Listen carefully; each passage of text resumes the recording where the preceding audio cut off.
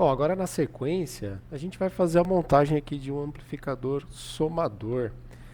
O amplificador somador, ele é muito parecido com o amplificador inversor, até porque ele também causa uma inversão no sinal de saída, só que ele tem a possibilidade de você colocar várias entradas. Então eu vou fazer uma pequena modificação aqui, eu vou excluir algumas linhas aqui, né? Como a gente agora vai fazer ele como inversor, eu não vou mais precisar da entrada não inversora, né? Pelo menos não como entrada de sinal. Então eu vou deixar aqui o GND conectado no pino 3, como a gente já tinha feito anteriormente, né? E agora os sinais eles vão entrar aqui pelo pino 2, né? Pela entrada inversora. O que vai acontecer, né? A gente vai ter várias possibilidades de entradas. Então, além desse resistor aqui de 10K, a gente vai ter também a possibilidade de ter outras entradas. Opa, é o resistor que eu quero. Então a gente pode ter, por exemplo, essas três possibilidades de entradas aqui. Vou colocar desse jeito, né? Então aqui está uma configuração típica de um amplificador somador. Ele segue as mesmas propostas das montagens anteriores, então a gente vai ter aqui uma relação, né, de amplificação que segue aqui a relação entre o resistor R1 e o resistor R2, R3 e R4 individualmente.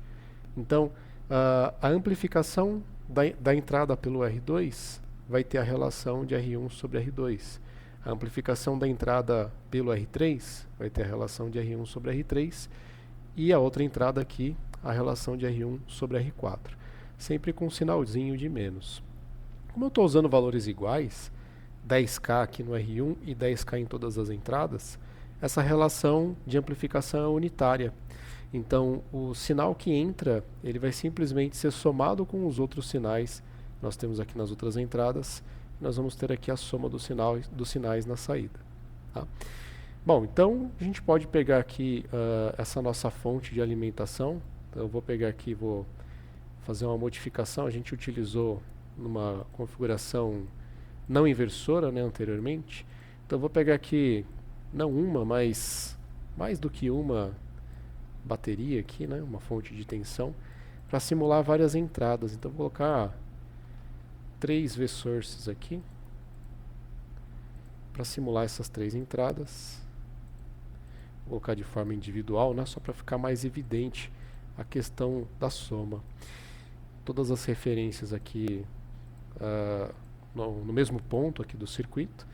E eu não vou colocar 3 sinais de 5 volts, porque senão vai ficar um pouco apertado, né?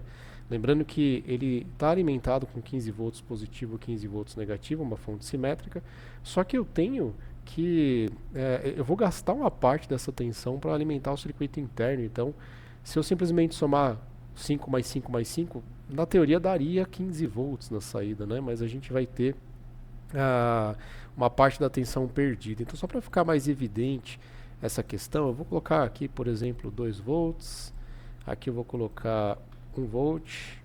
E aqui eu vou colocar 3 volts. Tá? Então, tensões diferentes em cada uma das entradas, só para a gente só para ficar evidente a característica aí de multiplicação, aliás, de soma, né?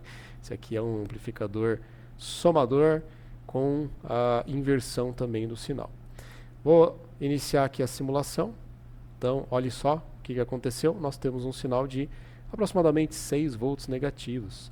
2 mais 1 mais 3 dá 6 volts. Então, ele está somando esses 3 sinais de entrada. Esse é um amplificador numa configuração somadora, né? Então, estou fazendo uma soma desses 3 sinais. Lembrando que é uma soma ponderada, como eu havia falado, né? Ele está ponderando essa soma com esse fator de ganho, composto aqui pelos resistores. Então, se porventura eu colocar aqui um resistor de R1 aqui um pouco menor, por exemplo 5K, a gente sabe que isso vai causar uma atenuação, né? Então eu vou estar fazendo 2 volts multiplicado por 5 sobre 10. Então o resultado vai ser 1 volt. 1 volt multiplicado por 5 sobre 10. O resultado vai ser meio volt. 3 volts multiplicado por 5 sobre 10. Então você vai ter 1 volt e meio. Então é esperado que seja que na saída a gente tenha algo próximo aí de 3 volts. Iniciando aqui a simulação é exatamente isso que a gente tem. 3 volts negativo, lógico, porque nós temos um amplificador inversor, né? Bom, a gente pode, a partir dessa montagem, né, fazer circuitos que fazem a conversão aí de sinais digitais para analógicos.